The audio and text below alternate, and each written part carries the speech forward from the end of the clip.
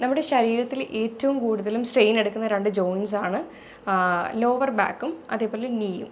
അപ്പോൾ മുട്ടുവേദന എന്ന് പറയുന്നത് ചെറിയ പ്രായക്കാരിൽ മുതൽ വലിയ ആളുകളിൽ വരെ അലട്ടുന്ന ഒരു പ്രശ്നമാണ്. അപ്പോൾ ഇത് നമുക്ക് എങ്ങനെ വീട്ടിൽ നിന്ന് മാനേജ് ചെയ്യാം, ഇതിൻ്റെ കാരണങ്ങൾ എന്നൊക്കെയാണ് നമ്മൾ ഇന്ന് ഈ വീഡിയോയിലൂടെ നോക്കുന്നത്. എൻ്റെ പേര് doctor Sandra Ajith, medical officer Prana nature care centre, Kollam district. മുട്ടുവേദനയ്ക്ക് പ്രധാനമായും കുറച്ച് കാരണങ്ങളുണ്ട്.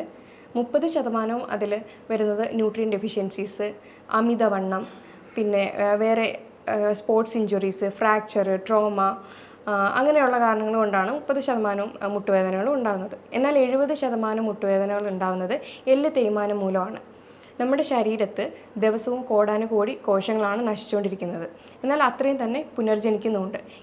ഇതേ കാരണങ്ങൾ തന്നെയാണ് നമ്മുടെ ജോയിൻസിൻ്റെ കാര്യത്തിൽ വരുമ്പോഴും. അപ്പോൾ ഇങ്ങനെ എനിക്കുന്ന സമയത്ത് ഇതേപോലെ ന്യൂട്രിയൻസിൻ്റെ ഡെഫിഷ്യൻസി മൂലം ഈ എല്ലുകളിൽ തേയ്മാനം വരാനായിട്ടുള്ള ചാൻസ് കൂടുതലാണ്.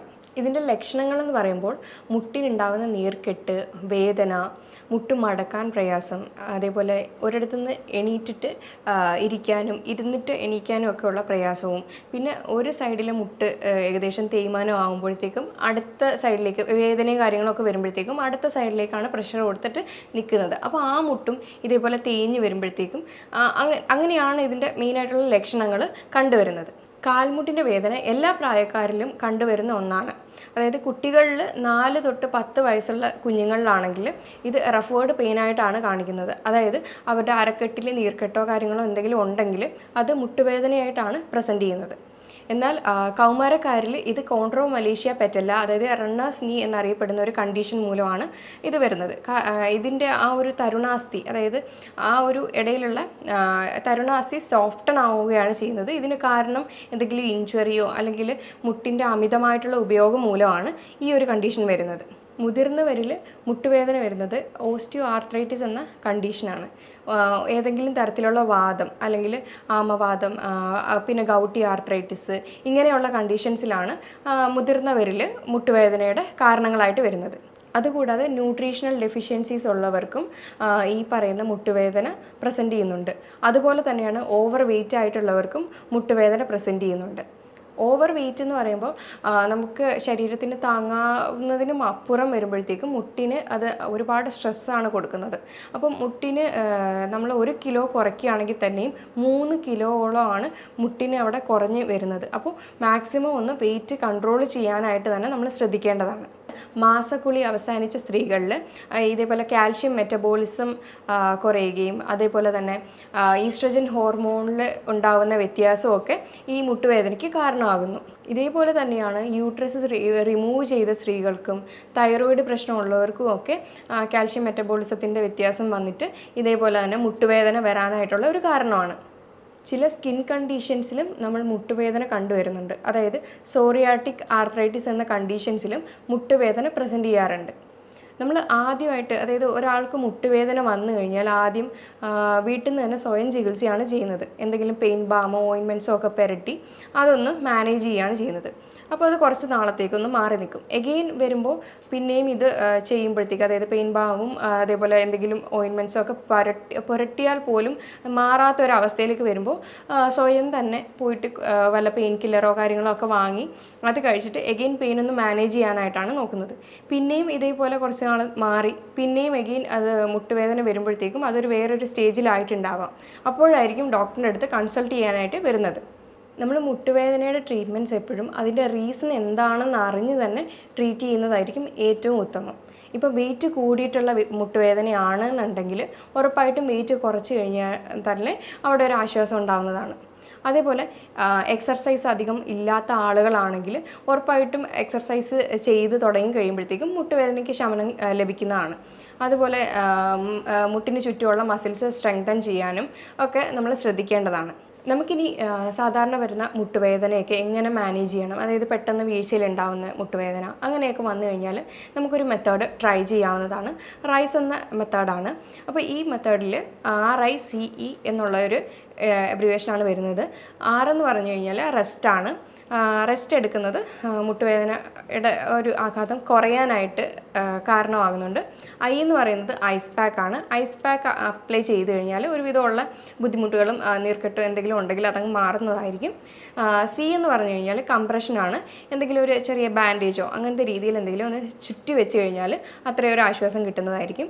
പിന്നെ ഇ എന്ന് പറഞ്ഞു കഴിഞ്ഞാൽ എലവേഷൻ, അതായത് മുട്ട് താഴ്ത്തി തൂക്കിയിടാതെ അപ്പോൾ തന്നെ ഒന്ന് എടുത്ത് എലവേറ്റ് ചെയ്ത് ഉയർത്തി വെക്കുന്നത് നല്ലതായിരിക്കും.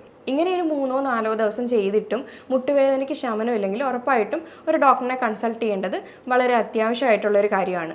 മുട്ടുവേദനയുടെ പ്രധാന കാരണം നമ്മൾ പറഞ്ഞായിരുന്നു പോഷകക്കുറവ് മൂലമാണെന്ന്. അതേപോലെ ഒരുപാട് ഷുഗർ ഇൻടേക്ക് എടുക്കുന്നവർക്കും നമ്മുടെ ന്യൂട്രിയൻസ് അധികമായിട്ട് അബ്സോർവ് ആവത്തില്ല.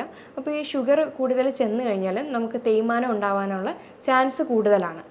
ഇത് തന്നെയാണ് കുഞ്ഞുങ്ങൾക്കും മുട്ടുവേദന വരാനായിട്ടുള്ള ഒരു കാരണം അവരും കൂടുതലും ഷുഗർ കണ്ടൻ്റാണ് അധികമായിട്ട് എടുക്കുന്നത്. അപ്പോൾ ന്യൂട്രിയൻസിൻ്റെ അബ്സോർപ്ഷൻ കുറഞ്ഞിട്ട് ഈ ഒരു മുട്ടുവേദന എന്നുള്ള ഒരു സ്റ്റേജിലേക്ക് എത്താനായിട്ടുള്ള ചാൻസ് കൂടുതലാണ്. പിന്നെ അതുപോലെ തന്നെ ഒരു തെറ്റിദ്ധാരണയുണ്ട്, മുട്ടുവേദന വന്നു കഴിഞ്ഞാൽ ഉടനെ വിചാരിക്കും ഓക്കെ അത് കാൽഷ്യത്തിൻ്റെ ഡെഫിഷ്യൻസിയാണ് എന്ന് പറഞ്ഞിട്ട് പോയിട്ട് സ്വയമായിട്ട് തന്നെ ഒരു കാൽഷ്യം സപ്ലിമെൻ്റൊക്കെ വാങ്ങിച്ച് കഴിക്കുന്നവരാണ് നമ്മളിൽ പലരും. എന്നാൽ കാൽഷ്യം മാത്രം കഴിച്ചു കഴിഞ്ഞാൽ ഇതിനൊരു കാരണമാകുന്നുണ്ടോ എന്നുള്ളത് ആരും ചിന്തിക്കുന്നില്ല. ഇങ്ങനെ അധികമായിട്ട് കാൽഷ്യത്തിൻ്റെ സപ്ലിമെൻറ്റ്സ് എടുക്കുകയാണെങ്കിൽ ചിലപ്പോൾ അത് കിഡ്നി സ്റ്റോൺസ് എന്നുള്ള ഫോർമേഷനിലേക്ക് മാറാനായിട്ടുള്ള ഒരു ചാൻസും കൂടുതലാണ്. അതേപോലെ അതിന് അത്യാവശ്യമായിട്ടുള്ള വൈറ്റമിൻസും മിനറൽസും നമുക്ക് സപ്ലിമെൻറ്റ്സ് വഴിയോ അല്ലെങ്കിൽ ഫുഡ് വഴിയോ എടുക്കാവുന്നതാണ്. ആവശ്യമുള്ള പോഷകങ്ങൾ നമുക്ക് അതായത് വൈറ്റമിൻസ് ആയാലും മിനറൽസ് ആയാലും നമുക്ക് സപ്ലിമെൻറ്റ് വഴിയും അഥവാ ഫുഡ് വഴി എടുക്കാവുന്നതാണ്. പ്രധാനമായിട്ട് കാൽഷ്യവും വൈറ്റമിൻ ഡിയുമാണ്. കാൽഷ്യം എടുക്കുമ്പോൾ അതിൻ്റെ കൂടെ വൈറ്റമിൻ ഡി എടുക്കേണ്ടത് അത്യാവശ്യമാണ്. വൈറ്റമിൻ ഡി ഉണ്ടെങ്കിൽ മാത്രമാണ് കാൽഷ്യം നന്നായിട്ട് അബ്സോർബ് ആവുന്നത്. അതുപോലെ തന്നെയാണ് ഗ്ലൂക്കോസമൈൻ എന്ന് പറയുന്ന ഒരു കണ്ടൻറ്റ്, അത് നമുക്ക് ഉള്ളിൽ ചെല്ലുമ്പോൾ ഹൈപ്പോ അസിഡിറ്റി എന്ന കണ്ടീഷൻസിനെ അത് കോപ്പപ്പ് ചെയ്ത് നമുക്ക് ആ ഒരു ബുദ്ധിമുട്ട് കുറച്ച് നമുക്ക് നല്ലൊരു, അതായത് ഹൈപ്പോ അസിഡിറ്റി കണ്ടീഷൻസിൽ മുട്ടുവേദന വരാനായിട്ടുള്ള ചാൻസ് ഉണ്ട്. അതുപോലെ തന്നെയാണ് മുട്ടിൻ്റെ ഇടയിലുള്ള ഫ്ലൂയിഡ് പുനർനിർമ്മിക്കാനായിട്ട് ഗ്ലൂക്കോസമൈൻ വളരെ അത്യാവശ്യമായിട്ടുള്ളൊരു കാര്യമാണ്. അപ്പോൾ അവിടെ എന്തെങ്കിലും നീർക്കെട്ടോ കാര്യങ്ങളോ ഉണ്ടെങ്കിൽ ഈ ഗ്ലൂക്കോസമൈൻ എന്ന കണ്ടൻറ്റ് അതവിടെ കുറച്ച് കൊണ്ടുവരികയാണ് ചെയ്യുന്നത്. അതേപോലെ തന്നെ അത്യാവശ്യമായിട്ടുള്ളതാണ് മഗ്നീഷ്യവും വൈറ്റമിൻ സിയും. അതേപോലെ മഗ്നീഷ്യം നന്നായിട്ട് ആക്റ്റീവ് ഫോമിലേക്ക് അബ്സോർബ് ആവണമെങ്കിൽ വൈറ്റമിൻ സിയും കൂടെ എടുക്കുന്നത് വളരെ നല്ലൊരു കാര്യമാണ്. ഇനി മുട്ടുവേദനയ്ക്ക് വേണ്ടുന്ന മറ്റ് കുറച്ച് മിനറൽസിൻ്റെ ഏതൊക്കെയാണെന്ന് നമുക്ക് നോക്കാം. സിങ്ക് വളരെ അത്യാവശ്യമായിട്ടുള്ള ഒരു മിനറലാണ്. അതുപോലെ തന്നെയാണ് selenium, potassium, phosphorus, vitamin B12, പിന്നെ ഒമേഗ 3 ഫാറ്റി ആസിഡ്സ്. അത് ചെറു മത്സ്യങ്ങളിലെല്ലാം അവൈലബിൾ ആയിട്ട് ഉള്ള ഒന്നാണ്. ഇനി ചില കാര്യങ്ങൾ നമ്മൾ അവോയ്ഡ് ചെയ്യേണ്ടതായിട്ടുണ്ട്. അതായത് കഫൈൻ്റെ ഉപയോഗം ഉണ്ടെങ്കിൽ അതൊക്കെ ഒന്ന് ഒഴിവാക്കുക. അങ്ങനെയുണ്ട് കഫൈനായാലും നമ്മൾ ടാനിൻ, അതായത് ടീയിലടങ്ങിയ കണ്ടൻ്റാണ്. അപ്പോൾ ഇതൊക്കെ ഉണ്ടെങ്കിൽ കാൽഷ്യത്തിൻ്റെ ആയാലും അയണിൻ്റെ ആയാലും അബ്സോർപ്ഷൻ കറക്റ്റായിട്ട് നടക്കത്തില്ല. അത് ചിലർ കൂടുതലും ഭക്ഷണത്തിൻ്റെ കൂടെയാണ് ചായ ആയാലും കാപ്പി ആയാലും കുടിക്കുന്നത്. അപ്പോൾ നമ്മുടെ ന്യൂട്രിയൻസ് അബ്സോർപ്ഷൻ കറക്റ്റായിട്ട് നടക്കത്തില്ല. അതേപോലെ തന്നെയാണ് റിഫൈൻഡ് ഓയിലായിട്ടുള്ള സൺഫ്ലവർ, പാം ഓയിൽ, ഇതൊക്കെ വേദനകളെ നീർക്കെട്ട് കൂട്ടുകയാണ് ചെയ്യുന്നത്. അപ്പോൾ അതുകൊണ്ട് കോക്കനട്ട് ഓയിലും ഒലിവ് ഓയിലും ഒക്കെയാണ് ഏറ്റവും ബെറ്റർ ആയിട്ടുള്ളൊരു ഓപ്ഷൻ. പിന്നെ ഷുഗർ കണ്ടൻറ്റൊക്കെ അധികമായിട്ട് എടുക്കുന്നവരാണെങ്കിൽ, അതായത് പല ബേക്കറി പലഹാരങ്ങളിലും ഹൈ ഫ്രക്ടോസ് കോൺ സിറപ്പ് അടങ്ങിയ ബേക്കറി ഐറ്റംസിലും സോഫ്റ്റ് ഡ്രിങ്ക്സ് അങ്ങനെയുള്ള സാധനങ്ങളൊക്കെ മാക്സിമം ഒന്ന് കുറച്ച് നമ്മൾ കൂടുതലും ഇൻക്ലൂഡ് ചെയ്യാൻ നോക്കുക. വെജിറ്റബിൾസും ഫ്രൂട്ട്സും ഒക്കെ നന്നായിട്ട് നമ്മുടെ ഭക്ഷണത്തിൽ ഉൾപ്പെടുത്താനായിട്ട് ശ്രദ്ധിക്കുക. ഇനി ആൽക്കഹോൾ സ്മോക്കിംഗ് ഒക്കെ ഉള്ളവരാണെങ്കിൽ അത് ഉറപ്പായിട്ടൊന്ന് ക്വിറ്റ് ചെയ്ത് കഴിഞ്ഞാൽ നല്ലൊരു മാറ്റം തന്നെ നമുക്ക് കാണാൻ പറ്റും. പിന്നെ ഞാൻ പറയാം, ലീക്കി ഗട്ട് എന്ന കണ്ടീഷൻസും ഇതേപോലുള്ള പല ബുദ്ധിമുട്ടുകളും നമുക്ക് കോസ് ചെയ്യുന്നുണ്ട്. പ്രത്യേകിച്ചും റുമറ്റോയ്ഡ് ആർത്രൈറ്റിസ്, ആമവാദം പോലെയുള്ള ബുദ്ധിമുട്ടുകളിലും ഈ മുട്ടുവേദന പോലുള്ള പ്രശ്നങ്ങൾ കണ്ടുവരുന്നുണ്ട്. അപ്പോൾ അങ്ങനെയുള്ള പ്രശ്നങ്ങളെല്ലാം നമുക്ക് ജീവിതശൈലി മാറ്റത്തിലൂടെ തന്നെ ചെയ്യാവുന്നതാണ്. എക്സസീവ് ബാക്ടീരിയ ടോക്സിൻസ് ഒക്കെ ഉണ്ടെങ്കിൽ അത് നമുക്ക്, അതായത് വായ്നാറ്റം അങ്ങനെയൊക്കെ എന്തെങ്കിലുമൊക്കെ ഉണ്ടെങ്കിൽ നമുക്ക് ഓയിൽ പുള്ളിങ് വളരെ നന്നായിട്ട് ഹെൽപ്പ് ചെയ്യുന്ന ഒന്നാണ്. രാവിലെ ഒരു കവിള് കോക്കനട്ട് ഓയിൽ വായിൽ നന്നായിട്ട് കുറച്ച് നേരം വെച്ചിട്ട് അത് അങ്ങ് കൊപ്പിളിച്ച് കളഞ്ഞു കഴിഞ്ഞാൽ നമുക്കൊരു നല്ലൊരു ആശ്വാസം കിട്ടുന്ന ഒരു റെമഡിയാണ്. ഇനി നമുക്ക് നോക്കാവുന്നത് ക്രൂസിഫറസ് വെജിറ്റബിൾസ് ആയ കോളിഫ്ലവർ, ബ്രൊക്കോളി, ക്യാബേജ് ഇതൊക്കെ നമ്മുടെ ഭക്ഷണത്തിൽ ഇൻക്ലൂഡ് ചെയ്യുന്നത് വളരെയധികം നല്ലതാണ്. പിന്നെ ഇലക്കറികളൊക്കെ ഇൻക്ലൂഡ് ചെയ്യുന്നത് വളരെ നല്ലതാണ്. പലതരത്തിലുള്ള ബെറീസ് നമ്മുടെ ഫുഡിൽ ഇൻക്ലൂഡ് ചെയ്യുന്നത് വളരെ നല്ലതാണ്. ഇത് വൈറ്റമിൻസും ആൻറ്റി ഓക്സിഡൻറ്റ് റിച്ച് ആണ്. പ്രധാനമായിട്ട് സ്ട്രോബെറി, ബ്ലൂബെറി, ബ്ലാക്ക്ബെറി ഇതൊക്കെ നമുക്ക് ഇൻക്ലൂഡ് ചെയ്യുന്നത് വളരെ നല്ലതാണ്. ഇനി ഹെർബ്സ് ആയിട്ടുള്ള വെളുത്തുള്ളി, പിന്നെ ഇഞ്ചി ഇതൊക്കെ കഴിക്കുന്നത് ആൻറ്റി ഇൻഫ്ലമേറ്ററി പ്രോപ്പർട്ടി ഉള്ളതാണ്. അപ്പോൾ ഇത് നമ്മുടെ മുട്ടുവേദനയായാലും നീർക്കെട്ടായാലും കുറയ്ക്കുന്ന ഒന്നാണ്. ഇനി മുട്ടുവേദന അനുഭവിക്കുന്നവരാണെങ്കിൽ അവർക്ക് 2 സൂപ്പർ ഫുഡ് പറഞ്ഞു തരാൻ പറ്റും. എങ്ങനെയാണെന്ന് വെച്ച് കഴിഞ്ഞാൽ, ആദ്യത്തേത് റാഗി പൗഡർ റോസ്റ്റ് ചെയ്തെടുക്കുക നന്നായിട്ട്. എന്നിട്ട് അതിലേക്ക് കുറച്ച് ബദാം ആഡ് ചെയ്യുക, കുറച്ച് കാഷ്യൂസ് ആഡ് ചെയ്യുക, കുറച്ച് എള്ള്, പിന്നെ കോക്കനട്ട് ഓയിൽ, ഇതെല്ലാം കൂടെ മിക്സ് ചെയ്ത് ഡേറ്റ്സും കൂടെ ആഡ് ചെയ്യുക. ഡേറ്റ്സും കൂടെ ഒബീസിറ്റി ഉള്ള, അതായത് അമിതവണ്ണം ഉള്ളവരാണെങ്കിൽ ഡേറ്റ്സ് ആഡ് ചെയ്യണമെന്നില്ല. ഇതെല്ലാം കൂടെ ആഡ് ചെയ്ത് മിക്സ് ചെയ്തിട്ട് ഒരു ബോൾസ് പോലെ ആക്കി വെക്കുക. എന്നിട്ട് ഇത് ഒരു നേരത്തെ ഫുഡായിട്ട് എടുക്കുകയാണെങ്കിൽ ഇതിനകത്തുള്ള ന്യൂട്രിയൻസും വൈറ്റമിൻസ് ആയാലും മിനറൽസ് ആയാലും നമ്മുടെ ഈ എല്ല് തേയ്മാനത്തിനും ഒക്കെ ബെറ്റർ ആയിട്ടുള്ളൊരു ഫുഡ് ഓപ്ഷനാണ്. അതുപോലെ തന്നെയാണ് ബോൺ ബ്രോത്ത് സൂപ്പ്. എല്ല് കൊണ്ടുണ്ടാക്കിയ സൂപ്പ് കഴിക്കുകയാണെങ്കിൽ ഇതിനകത്ത് ഗ്ലൂക്കോസമൈനും കൊളാജനും ഒക്കെ ഒരുപാട് അടങ്ങിയിട്ടുണ്ട്. അപ്പോൾ ഇതും നമുക്ക് നല്ലൊരു റെമഡിയാണ്. ഇനി വെയിറ്റ് കാരണമാണ് മുട്ടുവേദന അനുഭവിക്കുന്നെങ്കിൽ വെയിറ്റ് റിഡക്ഷൻ ചെയ്യുക. വെയിറ്റ് റിഡക്ഷൻ അതായത് അതിനൊരു ഇക്വേഷൻ ഉണ്ട്. എങ്ങനെയാണെന്ന് വെച്ച് കഴിഞ്ഞാൽ, height in centimetre minus 1 ton എന്നുള്ള രീതിയിൽ നോക്കിക്കഴിഞ്ഞു കഴിഞ്ഞാൽ നമ്മുടെ ഐഡിയൽ വെയിറ്റ് കിട്ടും. ഇപ്പോൾ 170 സെൻറ്റിമീറ്റർ ഉള്ള ഒരാളാണെങ്കിൽ മൈനസ് 110 ചെയ്യുവാണെങ്കിൽ കറക്റ്റ് 60 കിട്ടുന്നത്. അപ്പോൾ അങ്ങനെ ചെയ്യുമ്പോൾ അതാണ് ആ ആളുടെ ഐഡിയൽ വെയിറ്റ് ആയിട്ട് വരുന്നത്. അപ്പോൾ ഇങ്ങനെ നോക്കിക്കഴിഞ്ഞാൽ നമ്മുടെ വെയിറ്റ് ഒന്ന് മാനേജ് ചെയ്തുകൊണ്ട് നമുക്ക് പോകാനായിട്ട് കഴിയും. ഇനി ഇതിന് നാച്ചുറോപ്പതി ലെവലിൽ നോക്കുകയാണെങ്കിൽ ഒരുപാട് ടൈപ്പ് ട്രീറ്റ്മെൻറ്റ്സ് അവൈലബിൾ ആണ്.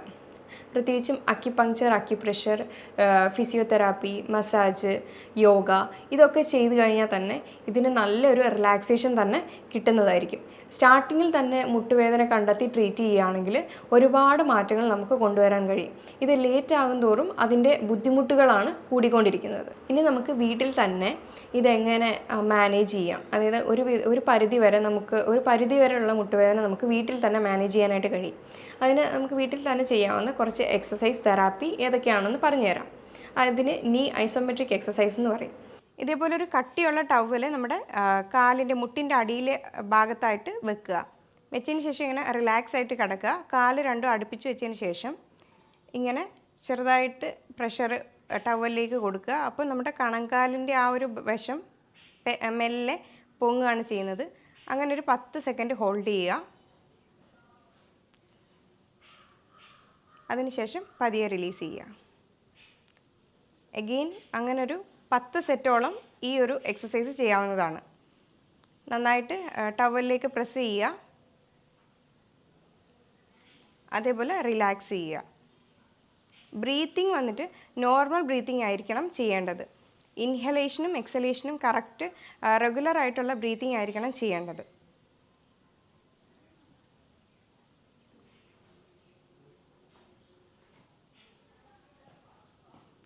ഇതാണ് ആദ്യത്തെ എക്സസൈസ്. ഇത് രണ്ടാമത്തെ എക്സസൈസാണ്. മാറ്റിലേക്ക് ഇങ്ങനെ നിവർന്ന് കിടക്കുക. കാലുകൾ രണ്ടും അടുപ്പിച്ച് വെക്കുക, കൈകൾ രണ്ടും അടുപ്പിച്ച് വെക്കുക.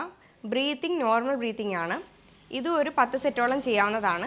ഇതിന് ആംഗിൾ പമ്പിങ് എക്സസൈസ് എന്ന് പറയും. ആംഗിൾ പമ്പിങ് എക്സസൈസ് എന്ന് പറഞ്ഞു കഴിഞ്ഞാൽ നമ്മുടെ 2 കാലുകളും അടുപ്പിച്ച് വെച്ചതിന് ശേഷം കണങ്കാല് ഫ്രണ്ടിലേക്കും ബാക്കിലേക്കും ആക്കുക. ഇതുപോലെ ഒരു 10 സെറ്റ് ദിവസവും ചെയ്യുക.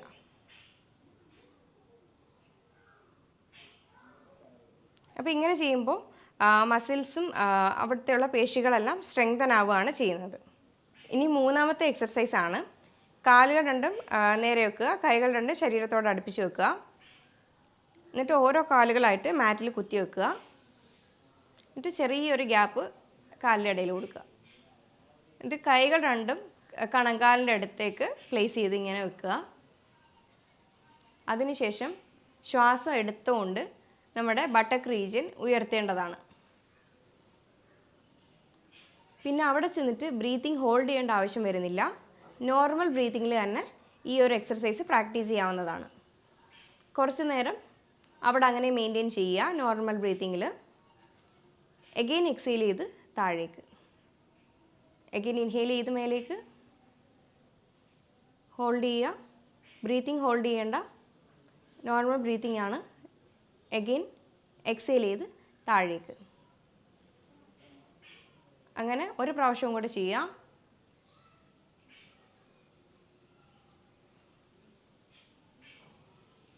ഇങ്ങനെ എത്ര ടൈം നമുക്ക് ഹോൾഡ് ചെയ്യാൻ പറ്റുന്നു അങ്ങനെ മെയിൻറ്റെയിൻ തന്നെ ചെയ്ത് നിന്നാൽ നല്ലതായിരിക്കും. പിന്നെ ഇതിന് ബ്രീത്തിങ് ഹോൾഡ് ചെയ്ത് ചെയ്യണ്ട എന്ന് പറഞ്ഞതിൻ്റെ കാരണം തന്നെ ചിലപ്പോൾ എന്തെങ്കിലും മസിൽ ക്രാംസോ അല്ലെങ്കിൽ മസിൽ കയറി പിടുത്തം ഒക്കെ വരാനായിട്ടുള്ള ചാൻസ് കൂടുതലാണ്. അതുകൊണ്ട് ഇതിന് ബ്രീത്തിങ് വളരെ ഇമ്പോർട്ടൻ്റ് ആയിട്ടുള്ള ഒരു കാര്യമാണ്. അപ്പോൾ ഇത്രയൊക്കെ ചെയ്താൽ തന്നെ ദിവസവും 1-2 പ്രാവശ്യം ഈ പറയുന്ന എക്സർസൈസ് എല്ലാം ചെയ്തു കഴിഞ്ഞാൽ തന്നെ ഒരു പരിധി വരെയുള്ള മുട്ടുവേദന നമുക്ക് വീട്ടിൽ നിന്ന് തന്നെ കുറയ്ക്കാൻ പറ്റും. ഈ എക്സർസൈസ് മാത്രം ചെയ്തുകൊണ്ട് ഒരിക്കലും ഒരു കാര്യമില്ല. ഞാൻ നേരത്തെ വീഡിയോയിലൂടെ പറഞ്ഞതുപോലെ ആ ഭക്ഷണങ്ങളും സപ്ലിമെൻറ്റ്സ് എടുക്കണമെങ്കിൽ അങ്ങനെയും എടുക്കുക. എന്നാൽ അതിൻ്റെ കൂടെ ഈ ഒരു എക്സർസൈസുകളും കാര്യങ്ങളൊക്കെ ചെയ്യുമ്പോഴായിരിക്കും നല്ലൊരു മാറ്റമായിട്ട് വരുന്നത്. ഇനി യോഗാസനാസ് നോക്കുകയാണെങ്കിൽ അത് നീ ബെൻഡ് ചെയ്തിട്ട് ഇല്ല സിറ്റിംഗ് പോസ്ചറിൽ കുറച്ച് നേരം ഇരിക്കുക, അതേപോലെ റിലാക്സ് ചെയ്യുക. ഇത് ഒരുപാട് വേദന ഉള്ളവരാണെങ്കിൽ അത് ചെയ്യാതിരിക്കുന്നതായിരിക്കും നല്ലത്. ഒരു ചെറിയ വേദനയൊക്കെ ആണെങ്കിൽ ഈ ഒരു എക്സസൈസ് തന്നെ ചെയ്തു നോക്കുക. നമ്മുടെ മസിൽസും മുട്ടിന് ചുറ്റുമുള്ള പേശികളും ഒക്കെ സ്ട്രെങ്തൻ ആവുകയാണ് ചെയ്യുന്നത്. പിന്നെ അതുപോലെ തന്നെയാണ് താടാസന. താടാസന എന്ന് പറയുമ്പോൾ നമ്മുടെ കാലിലെ വിരലുകളിൽ മാത്രം നിൽക്കുന്ന ഒരു എക്സസൈസാണ്. അപ്പോൾ അത് വെരിക്കോസ് വെയിൻ ആയാലും അങ്ങനെയുള്ള പല ബുദ്ധിമുട്ടുകൾക്കും ഈ താടാസന എന്ന് പറയുന്ന ആസനാസ് ഹെൽപ്പ് ചെയ്യുന്നതാണ്. താടാസന എന്ന് പറയുമ്പോൾ നമ്മുടെ കാഫ് മസിൽസിനെല്ലാം നല്ലോണം സ്ട്രെങ്തൻ ചെയ്യുന്ന ഒരു എക്സസൈസും കൂടിയാണ്. ഇപ്പോൾ നമ്മൾ പറഞ്ഞായിരുന്നു ലെഗ് റേസിങ് ചെയ്യുമ്പോൾ 2 സൈഡിലുമായിട്ട് ചെയ്യുക. ഇത് നമ്മുടെ മസിൽസിനെല്ലാം നന്നായിട്ട് സ്ട്രെങ്തൻ ചെയ്യുകയാണ് ചെയ്യുന്നത്. ഇത്രയൊക്കെ ചെയ്ത് കഴിഞ്ഞാൽ തന്നെ നമ്മുടെ ഒരു പരിധി വരെയുള്ള മുട്ടുവേദനകളും കാര്യങ്ങളും അതിൻ്റെ കഷ്ടതകളും ഒക്കെ കുറയ്ക്കാനായിട്ട് നമ്മളെ കൊണ്ട് കഴിയും. എന്നിട്ടും കഴിയാത്തവരാണെങ്കിൽ ഒരു ഡോക്ടറിനെ കൺസൾട്ട് ചെയ്ത് അതിൻ്റേതായ ആവശ്യമുള്ള ട്രീറ്റ്മെൻറ്റ് തന്നെ എടുക്കേണ്ടത് വളരെ അത്യാവശ്യമാണ്. ഞാൻ ഈ പറഞ്ഞ കാര്യങ്ങൾ എന്തെങ്കിലും ഡൗട്ടോ കാര്യങ്ങളോ ഉണ്ടെങ്കിൽ താഴെ തന്നിരിക്കുന്ന നമ്പറിൽ കോൺടാക്റ്റ് ചെയ്യാവുന്നതാണ്. ഇനി അടുത്ത വീഡിയോയുമായി വീണ്ടും കാണാം. Thank you.